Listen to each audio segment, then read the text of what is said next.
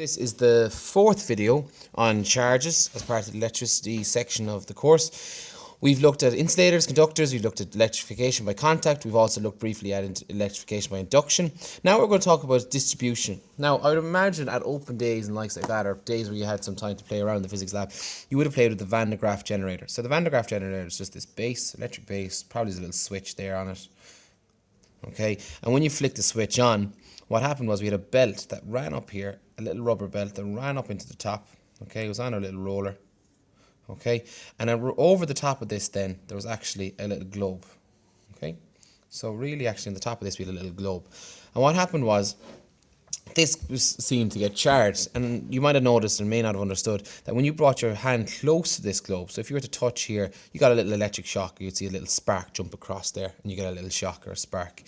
Now, what actually is occurring there in a Van de Graaff generator is that all the charge is being collected to the outside of this. So as this little belt runs around, so this little belt will be moving up and coming back down, it's actually charging this metal globe on the outside, and all the charges are collecting on the outside. So you'll have all this negative charge collecting on the outside. And this is a theory that we see happen all the time in Van de Graaff generators. All the charge collects on the outside. So you get this huge buildup of negative charge all the way around the outside of it. And when you touch this piece here, what you're actually providing is what we talked about in the last video, an earth. Some place for that excess negative charge to leave. And this is a phenomenon we see a lot of the time, okay?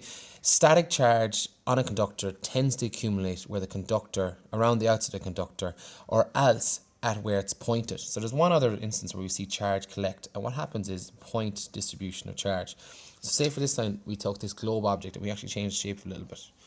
We changed it into more of a pointed object, like that. Okay, make that a little bit more pointy just to reiterate the fact. Okay, so what will happen with this is, if we were to charge this, okay, and distribute the charge evenly across this, what will happen is you get a little bit of positive charge around the end here, but you get loads of charge at the very point of this.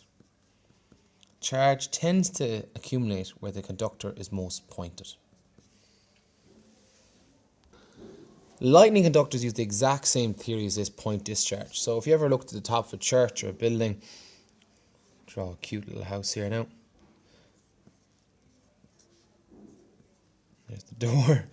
Okay, if we draw this cute little house, you'll often see that there's a little cable running from the very tip of the building, if it's a particularly high building, down the edge, down the side, and it actually runs straight into the ground.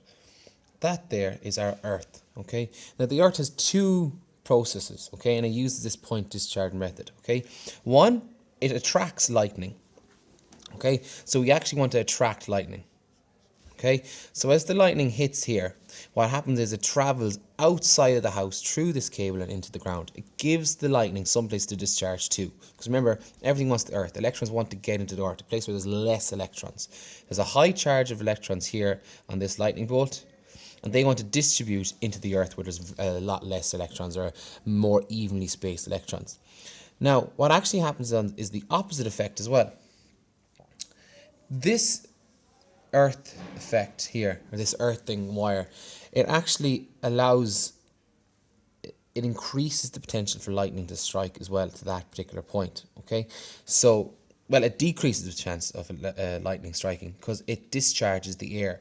Because current likes to build up around the edge of something, what will happen is the air around this, if it has any charge whatsoever, okay, if there's any charge around the outside of that, it'll travel through here and it'll actually decrease the build-up of charge, because that's what lightning is. It's just a huge build-up of charge and then bang, explodes.